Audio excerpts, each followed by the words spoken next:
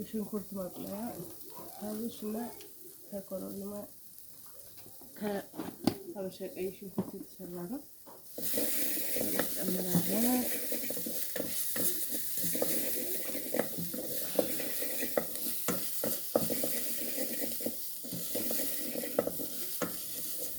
ዘይት እንጨምራለን። ፓስታችንን መስራት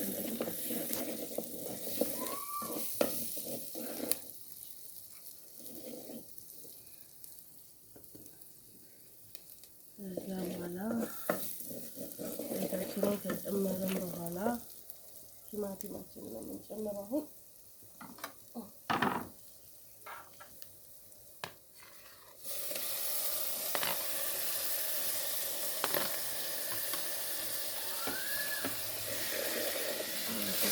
ጨምራለሁ።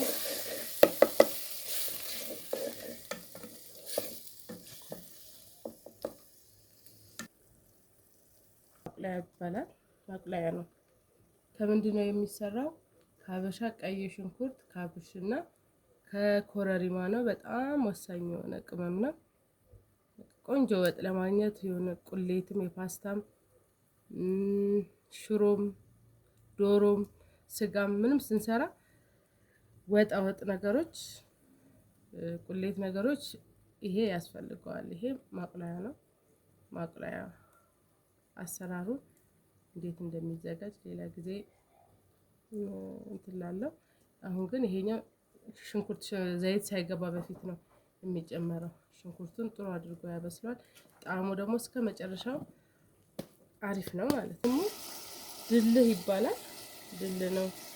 እንዴት እንደሚሰራ ሌላ ጊዜ አብረን እናያለን። ይሄ ድልህ ይባላል። ከበርበሬ ነው የሚሰራው። ወጥን የማጣፈጥ ትልቅ ኃይል አለው።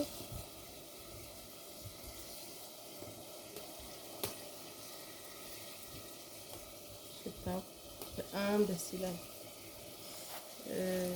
አንዳንዴ እንጀራ ለቡና ቁርስም ወጥ በሌለ ሰዓት ከጎን መሆን ይችላል። ለቡና ቁርስም ደግሞ እንደዛ አርጎ እንደኛ እንደ እናቶች ማለት ነው። እዚህ እናቀርባለን። አንዳንዴ አሁን ግባታችን እንደዚህ አሁን ለጥጥ አድርጎልናል። ከዛ በኋላ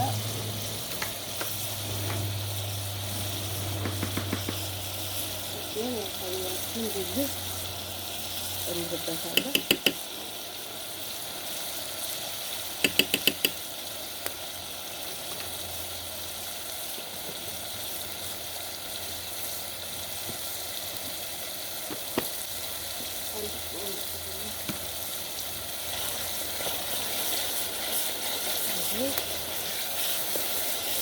በርበሬያችንን ድል በርበሬያችንን እንደዚህ ጨምረን እናቅላላለን። በናቅላላ ግን እሳቱን እንቀንሳለን። አሁን ሩዛው እንዲመጥነው እሳቱን ቀንሰውና እንዲቅላላ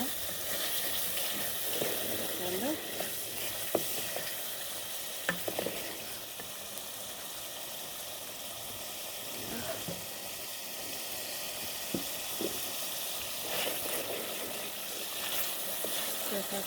ደስ ይላል። ፍጥነቱ ደስ ይለኛል።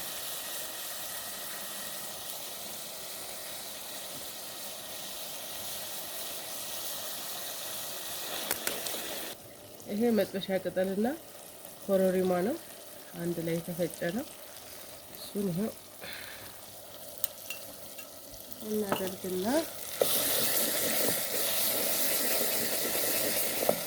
እናስባለን። ከዛም ጥቁር ቅመም ነው። ጥቁር ቅመም እንዴት እንደሚዘጋጅ ከአብሽ ከኮረሪማ እና ከጥቁር አዝሙድ የሚዘጋጀው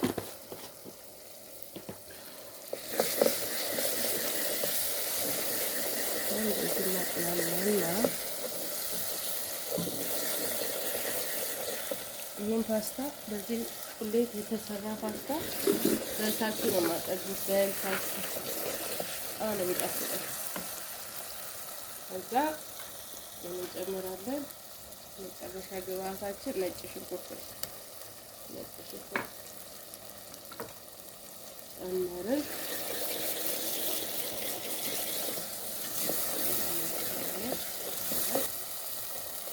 ትንሽ አጥንተን ማጣት ነው።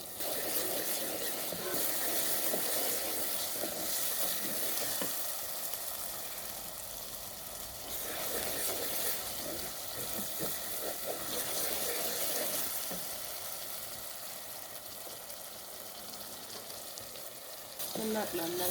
ትንሽ ሮሞቹ እንዲብላሉልን ቅሌቱን ቆንጆ ቅሌት እንዲሆንልን ትንሽ ውሃ እያደረገ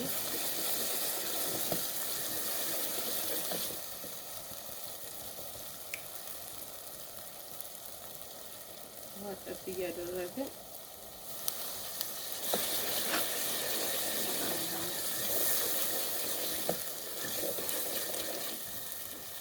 ቅሌቱን ላላ ያለ ቅሌት እንዲሆን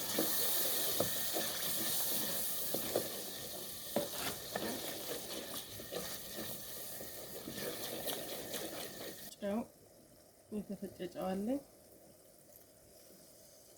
እሱን እንጨምርበትና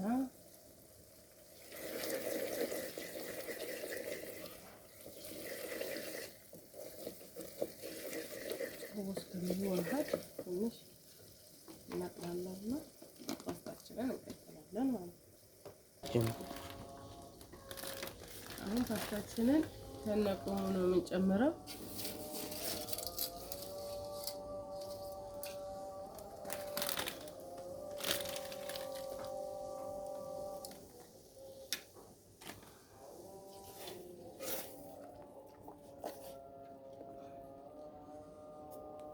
ፓስታ ሳይቆራረጥ በቁመቱ ነው የሚጨመረው።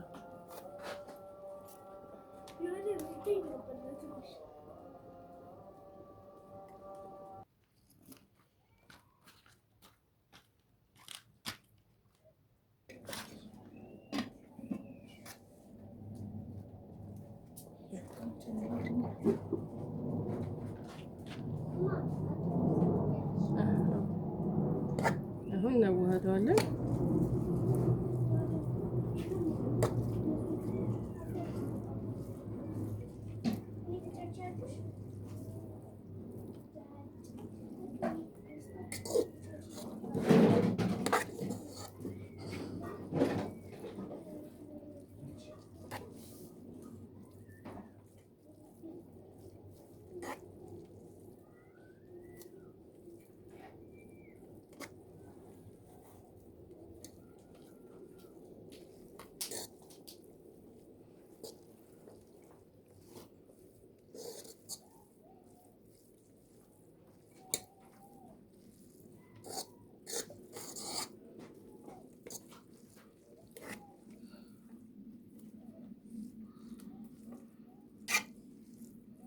ደረስን።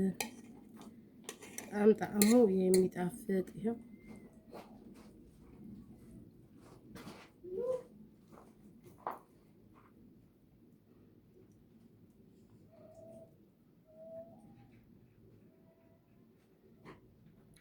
የሚጣፍጥ ፓስታ መብራትን ባይኖር በእንጨት እንደዚህ መስራት እንችላለን። እንደውም ያፈጥናል ማለት ነው።